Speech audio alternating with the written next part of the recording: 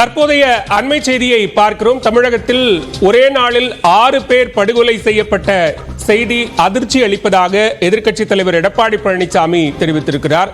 தமிழ்நாட்டில் ஒரே நாளில் 6 பேர் படுகொலை செய்யப்பட்ட சம்பவம் அதிர்ச்சி அளிக்கிறது என எதிர்க்கட்சி தலைவரும் அதிமுக பொதுச் செயலாளருமான எடப்பாடி பழனிசாமி அறிக்கையின் வாயிலாக தெரிவித்திருக்கிறார். தினமும் தலைப்புச் செய்திகளை, கொலை சம்பவங்களை அலங்கரிப்பதே திமுக அரசின் 3 ஆண்டு சாதனையாக இருக்கிறது என்கிற விமர்சனத்தையும் தன்னுடைய அறிக்கையில் எடப்பாடி பழனிசாமி முன்வைத்திருக்கிறார். அண்மை செய்தியாக பார்க்கிறோம்.